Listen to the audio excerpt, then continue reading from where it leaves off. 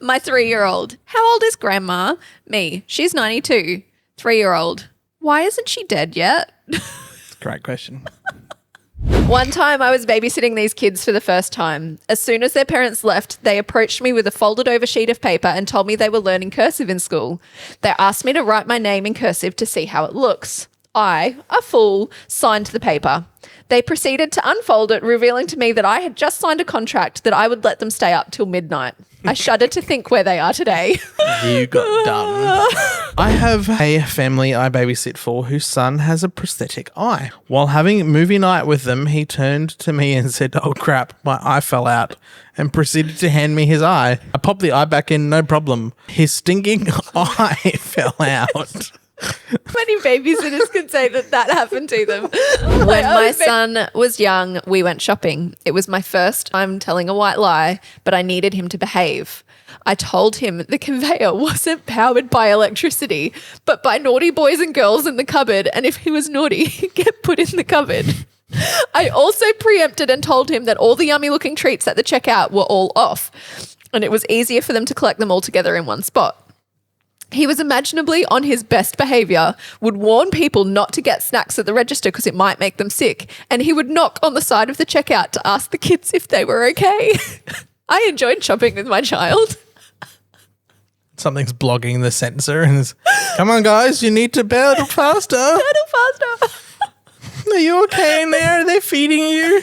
So I took the kids to the shops yesterday, and I don't normally take them to the butcher or places like that because it's just a nightmare with all three, especially the middle child. He's 3. On the front, it has big animal, like it's a big sign across the front of the shop, and it's got big animals. It's got a big pig, a big cow, a big chicken, lamb, like really big animal signs. And so we get there, and like I didn't say we're going, I just said we're going to the shops. Mummy needs to get some things. We get there, we walk inside. We're inside for about a total of 30 seconds, and he looked at me really confused, and he's like, "Mummy, where are the animals?" Oh, they're there, buddy. And I'm like, they are there. Oh boy. Nice and juicy looking. Packing the car to go on holiday for 2 weeks to a caravan park. Just about finished, told our 3 children, 7, 5 and 4, to get themselves in the car. Locked the back door, was about to drive off and noticed Miss 5 wasn't in the car. She was in the toilet having a poo, and I'd locked her in the house. Almost home alone. The things you miss when you sit on the toilet to have a poo forever. What do you mean? Dad, kids automatically go to the toilet to look for you. When my daughter was 3, we tried to explain to her that 000 was for emergencies and 131 was for non-emergencies, and had it on a fridge magnet.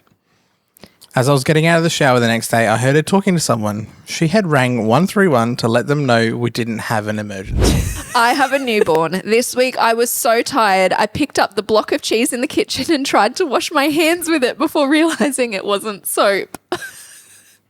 Ew. I love cheese. No. Cheesy smell here. Ugh. Ugh. I'm a grandparent now, but when my daughter was 6, she was extremely stubborn and didn't want to eat her dinner. It was seafood night, and I told her she had to try 1 prawn before finishing. Oh, I love prawns. She put it in her mouth, got ready for bed, and we said goodnight. Woke up the next morning only to find she still had the prawn in her mouth. She had held it in there all night, refusing to chew or swallow it. Thankfully, she didn't choke. Ew. Would you get food poisoning from that? Obviously not. Like if I you had a ate student seafood. that wrote a story about his dad having to go to hospital to get a new dick. Yes, you read that right. He had to lie down in the car on the way home because his new dick was sore. Turns out his dad had a disc in his spine replaced. We asked, does anyone have a better typo? And then this teacher came out swinging. They were like, yes, I do. I almost forgot my son at the shops as a baby.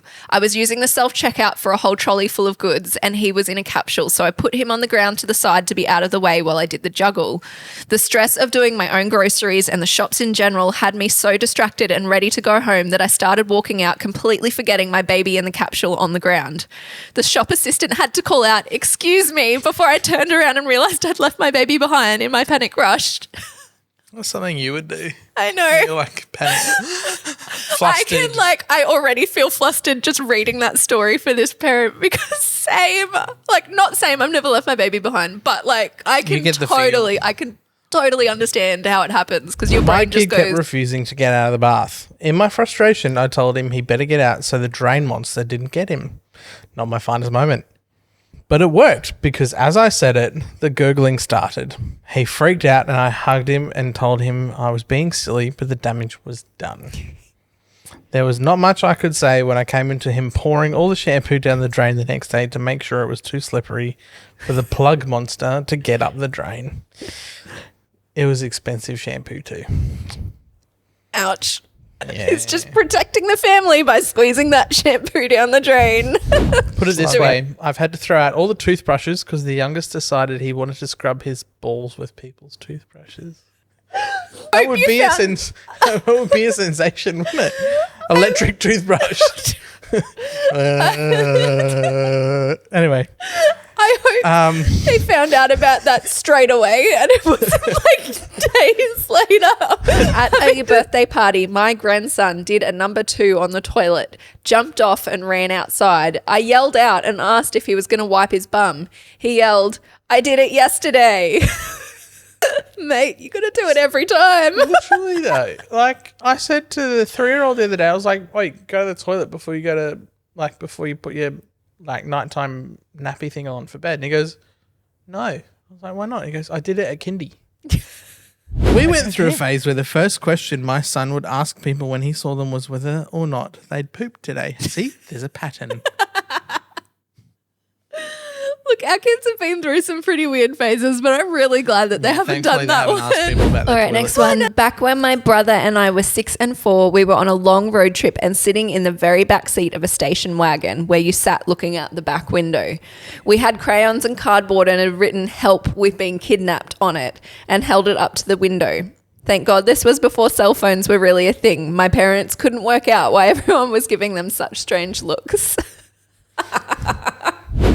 My son went through a phase where he would constantly try and get spiders to bite him so he could be like Spider-Man. Oh, we've all been there. No, that's tough. We live in Australia. I really hope that's not an Australian parent because here that's not actually the safest. I peed in the pool at swimming lessons. My mum bladder couldn't take the full half hour so soon after the morning coffee and I figured the kids are peeing in it, so what difference would mine make? Is that a confession? What? No one else does that? What? You pee in the kids' pool at swimming? Oh, no. No. Okay. You're very quickly backtracking. My son, when the Avon lady caught us outside one day, "Mum, is that the Avon lady we hide from?" We went to a Catholic baptism. The priest was greeting everyone entering the church. My then 4-year-old said in a loudest voice, "Oh, so this is what a church looks like inside." Met a friend who had a leg amputated. My son went up to him and said, "I know where your leg is." Friend said, "Do you? Where is it?" My son said, "You have got it tucked up behind you." That kid's had too many like magic tricks pulled on him. He's like, "I'm not falling for this one." My daughter loved the movie Priscilla, Queen of the Desert. And when she was about 10, we were at a bus stop when a man in drag walked past. She excitedly screamed, "Mum, it's Priscilla, Queen of the Desert." Thankfully, he had a sense of humour and stopped to say hi. He told her his name was Felicia, and she said in a gravelly voice, "Oh, Felicia, where the F are we?" I sat there hoping the ground would swallow me up. They had a good old laugh together, and he said that my daughter had made his day. We had noisy crickets outside the window, and I was so tired and sleep deprived and a little bit mad that when I went out in the middle of the night and started beating the bushes with a cricket bat, screaming at the little buggers. I recently made the mistake of taking our 3-year-old to a funeral. We had no sitters and it was a close family friend. We only took him to the graveside ceremony because it was outdoors and we thought being outside he'd be fine playing in the background and that way neither of us would have to miss it. I wish I missed it. We ended up carrying him away mid-service as he screamed, "I don't want to die." Yeah, you should have missed it. Yeah, you should have missed it. My 8-year-old son didn't want to take a bath. So while he was sleeping, I took a photo of him and edited it with cockroaches all over him. Now I have no problem getting him to clean himself. Parent hack of the century.